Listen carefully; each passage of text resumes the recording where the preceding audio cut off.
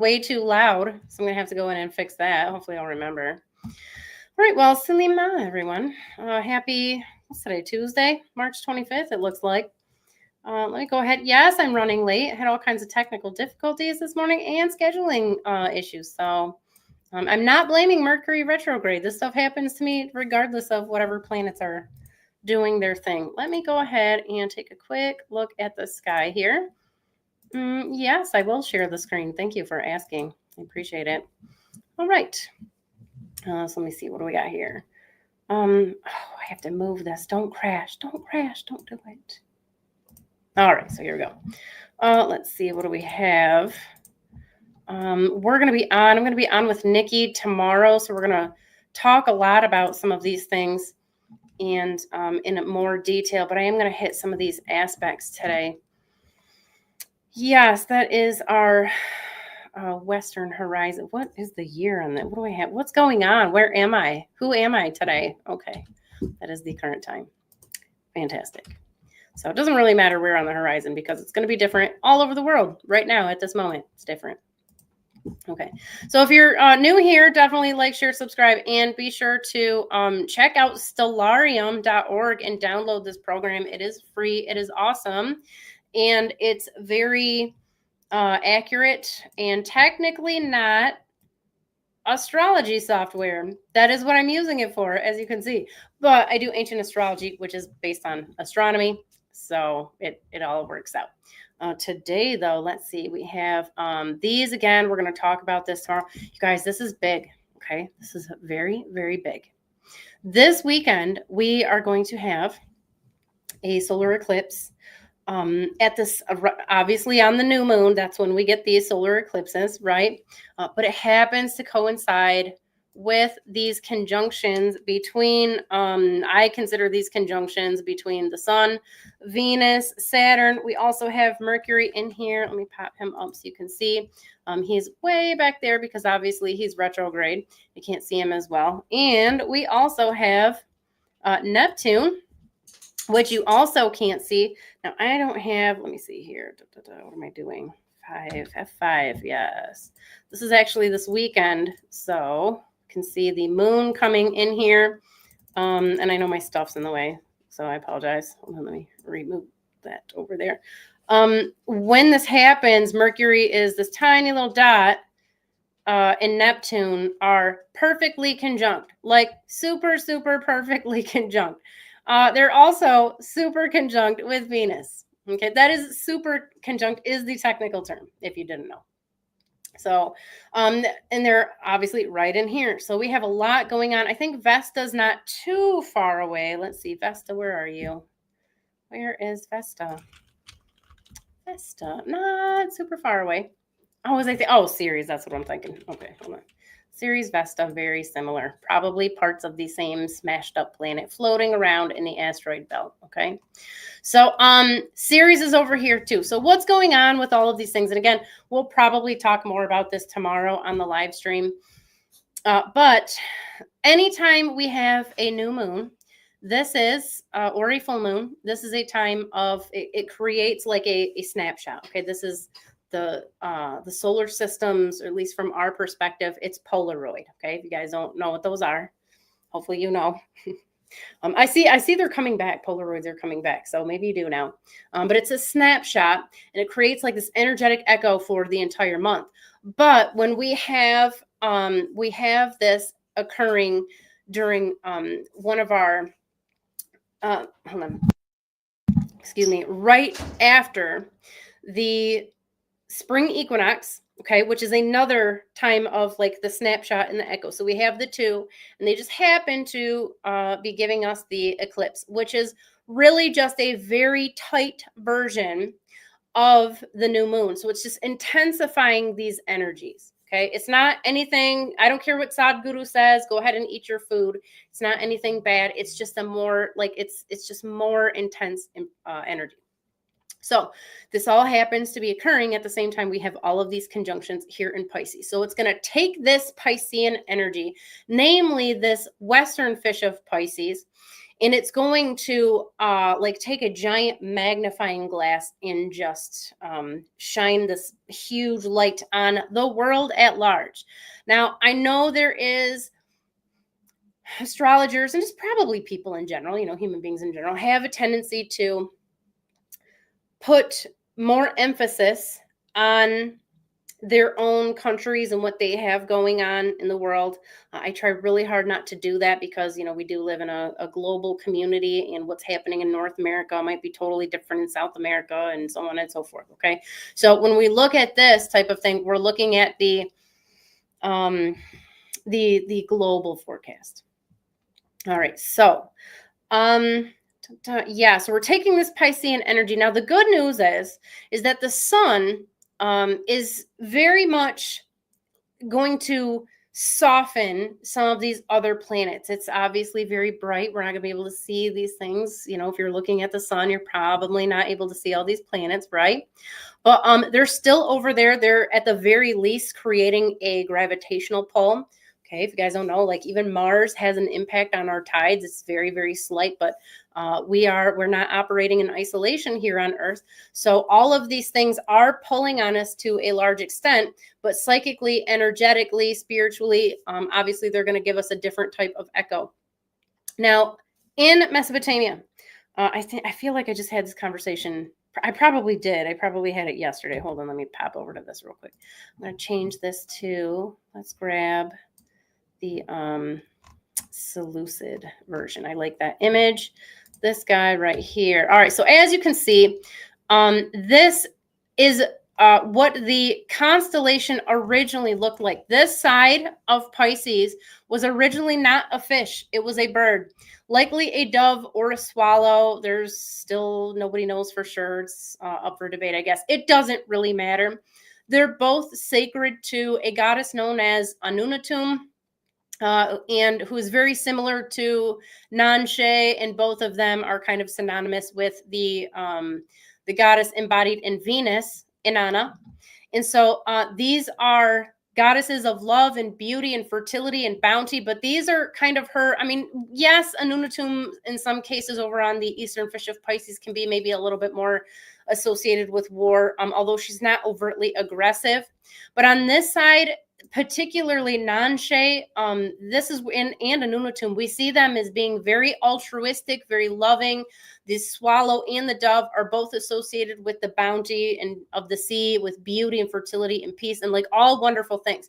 So I get asked all the time, like, well, what about the addiction and the bad things and all, you know, whatever illusions or delusions or whatever kind of stuff they talk about in Pisces. Statistically, it does not bear out from chart to chart, okay?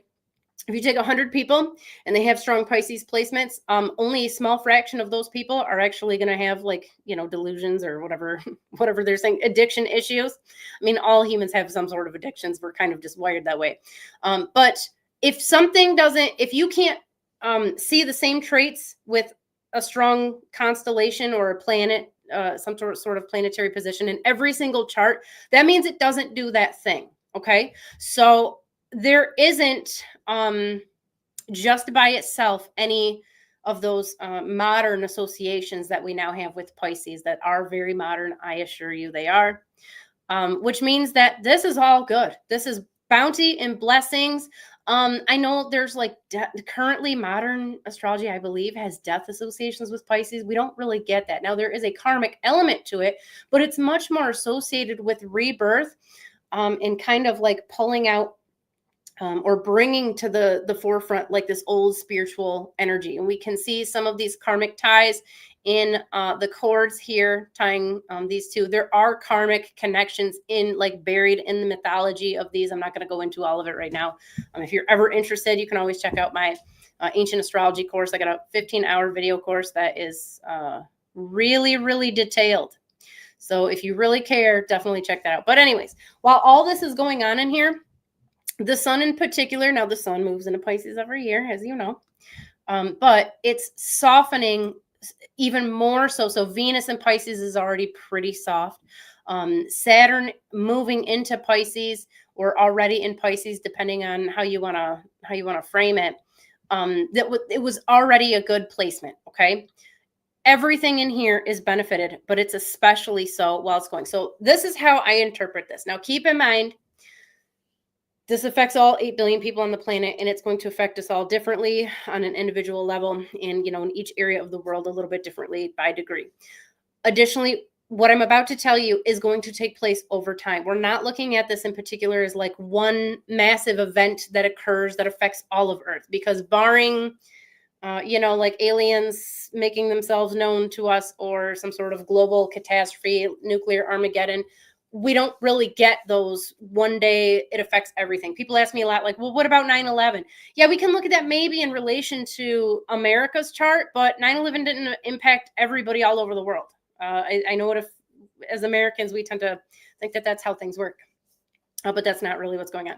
So what I see here, everything moving into Pisces at the same time, and this culminates the energy, the snapshot that we're looking at is happening this weekend. Okay. Now this means that leading up to this over the last few months, we've already been going through this shift. And as we go into the next few months, we're going to see the same thing. Okay. This is a global shift towards, I'm going to say, peace and bounty. Okay. And just like the more spiritual, softer, humanitarian side of things. Obviously, not all wars are ending this weekend. That's not how this works. This is a bigger shift, and it takes changes. I'm sure if you guys know, you've ever done any work with like manifestation or anything, a lot of times you have to wait for those changes. You make the internal changes first, and then the physical world sort of catches up a little bit later, right? So this is what we're looking at. The spiritual change is taking place this weekend. And over, the next few months, even like it can be, this can be a very long lasting change. It's going to start to unfold slowly but surely. I read this as something wonderful. I have no idea what other people are saying about it because I don't know what's going on outside of, like I'm doing research. I'm working on a super top secret project right now that I can't talk about, but I will be talking about this in the coming weeks. So like I got other stuff going on. So I just don't know what other people are saying, but I'm telling you that this is a good thing. Okay. All right. So let me see here. I'm going to switch screens real quick. Do I have another call in a few minutes? Possibly, but I probably got about 10 minutes more. I wasn't going to be on here too much longer anyways. But I do want to show you some of these individual transits that we're looking at. So let me go ahead and share my screen. Share the others. Oh, I got to bring it up. Hold on. Yeah, I do this all the time. I don't know why it's not just automatic. I think it's a multitasking issue. I'm being honest about it. So it's definitely not easy to run your own live stream and be coordinated at like 10 o'clock at night after you've been up way too early. I don't know if you guys have been having this issue. I think it's because the sun is starting to come in through the window in the morning because, it's springtime and sun moves in the horizon, right? Or on the horizon. And it's waking me up. And my plants are too big. I had curtains before, but my money plant here, I don't know if you can see him. He's huge. He's almost hitting my ceiling. I don't know what I'm going to do, but the sun is waking me up. It's calling me. It's saying, Abby, come out and let's go do stuff. But it's 8 a.m. when I'm waking up, and I work until sometimes like 2 a.m. So that's not working out for me. All right. Anyways, I'm rambling. Let's see. What are we doing? Do I have this up? Yes, I definitely do. Okay. I don't need all of this though. Select planets. This program that I use is called Janus, and it's relatively inexpensive. It's like $300 compared to some of the other professional software programs. It's very stripped down compared to them, but it has all the functionality you would ever want or need, I assure you, and you should definitely check it out. I don't have an affiliate link. They won't give me one. I wish they did because I recommend it to everybody. Luna's good too. If you need like something small, like you don't need to go all in on something, that's definitely a good place to start. Luna Cloud Astrology Software. All right. So what's happening? 25th. That's today. You can see here the shift of the moon. If you're looking for a daily forecast, and I don't know why none of the daily forecast, like the horoscopes that you get, ever factor in the moon. It's always about the sun. But the sun's going pretty slow compared to the moon, which, as you can see, moves very quickly. All right. We kind of just past this, I mean, we're still being affected by it. The moon's conjunction with Pluto, which is going to tune in everybody a little bit more on the psychic side. It's going to open up everybody's psychic abilities, which is nice, you know. We do still have this sextile with Mercury and Pluto, which is also going to open up the psychic side, but more in a clairvoyant sense and also dreams. So if you have strong Pisces in your chart, you probably already have whacked out dreams. If your Mercury happens to be in Pisces, that's probably like a whole different level. But right now we're all getting a lot of that. So pay very close attention to your dreams. Not everything that you get is a sign, you know, some of it is just random nonsense. But through the static, through the noise, you're definitely getting some good information right now. So definitely tune into it. And we kind of already talked about this. We already looked at it. Tomorrow, the moon starts to make its way into Aquarius in a much bigger sense. This is great for communication, for networking, for communicating, teaching, getting your message out there, sharing your knowledge and experience. If you have been struggling to do that, like this is the time to do it. Now, granted, the moon is still, it's still waning. So do we want to necessarily start our new projects tomorrow? Like you're writing your new book, you're going to write your master thesis or whatever. Maybe that's not exactly what you want to do. I would say it's probably a little bit more social, as we can see with the moon starting to creep up here on Ceres, which is definitely, in my experience, a more social and environmental type of planet. We do get that conjunction on the 27th.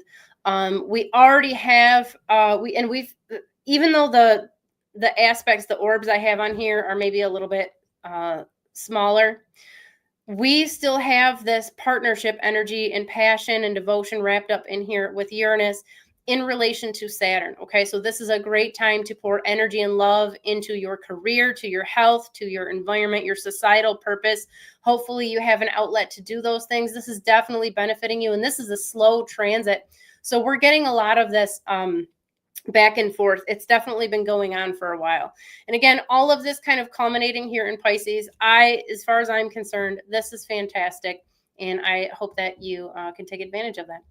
All right, so I'm going to be back on, what day is that? Friday. Yes, I'll be back Friday. And then after, so I know we talked about Babylonian New Year on the actual equinox, but technically we celebrate Babylonian New Year here on the new moon after the equinox. So that's this weekend. So next weekend, next Monday, I'm going to start, after I go through the transits, I'm going to start just doing these little teeny bite-sized lessons for the Sumerian language. And it's going to be really easy to follow along with. So you'll definitely want to check that out. But I will be back tomorrow with Nikki, and we're going to have an awesome live stream. It's going to be our new moon special. So jump on for that. And if you have any questions, pop them in the chat. Obviously, you can contact me at my website, SumerianAstrology.com. And I guess that's it. All right. Well, Salima, love and joy and blessings to you and your families and whoever, your pets, which are your families. So all of that. All right. Well, I'll see you.